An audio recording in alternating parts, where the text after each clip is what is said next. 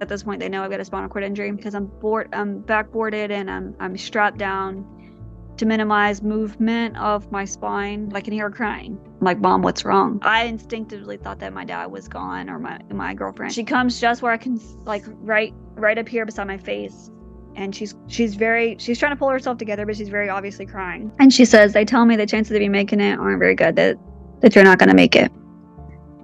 And just as sure as I was breathing at that moment, it was like I heard just like my inner voice that says it's not time. I told my mom, I said, Mom, if it was my time, I would have never made it out of the car. So being carried by the breath of my brothers and sisters who went before me. And I knew that I wasn't going to go. I went to sleep, and I woke up the next morning, couldn't hardly mutter any words. Like, I couldn't move anything. The night before, I could still move my hands, and I still felt like I needed to pee. But after I went to sleep, nothing. I couldn't move nothing below my neck, nothing. Couldn't hold my head up, couldn't move. I felt like I was trapped, like in a body that I could no longer use. Initially, it was scary. Didn't know how I was going to deal with it, but I knew that there was a reason I was still alive, and I had no idea what that reason was going to be, but I was going to find out. Knew that the days were going to be tough. I asked them to help me get my hands back.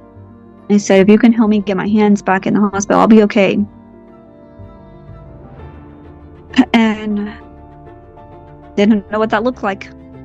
Had no idea. And they said, we're not gonna make any promises. Like, got really hurt, you got really messed up. I said, I know, my shoulders hurt. And they're like, your spinal cord injury is the bigger problem. And I was like, no, I don't think you get it. My shoulders really hurt. Like, they were moving them in therapy and stuff, and I just wanted to cry. Like, and I'm not an emotional person, but I wanted to cry. Like, the pain was so very intense that I couldn't breathe. Like, it was something was wrong. But I continued with therapy, and the pain kind of over the days subsided, and I just dealt with it. It wasn't as bad as it was. I guess my body just kind of adapted to it. And the only picture that was taken while I was in the hospital has been shared publicly. I didn't want my pictures taken. I didn't want people to see.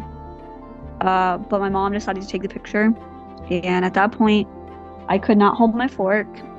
They've got my hand kind of cupped around a fork, a bigger fork. My dad is holding my head up because I still couldn't do that. And I'm in a chair. I couldn't hardly even sit up. Like, they had moved me at this point, but I couldn't do anything for myself. And they didn't have a bed open at the Memphis VA. So the hospital started prepping me to leave, and they sent me home for 5 weeks. And my parents were thrown to the ringer. We lived in a 700 square foot apartment. My mom and dad went and picked up a chair from the VA. And that's what they sent me home in. And my dad would pick me up, take the chair in the house, pick me up, bring me into the apartment, and I could sit in the kitchen and the living room, and that was it. Memphis called and had a bed ready. They were quite surprised to find out I'd been sent home erroneously. And they were like, that was not supposed to happen. But by the time we got to Memphis, basically they were just trying to manage what care we were going to get at home, but they couldn't teach us a whole lot because we had been sent home. So we had to fly by night, figure it out.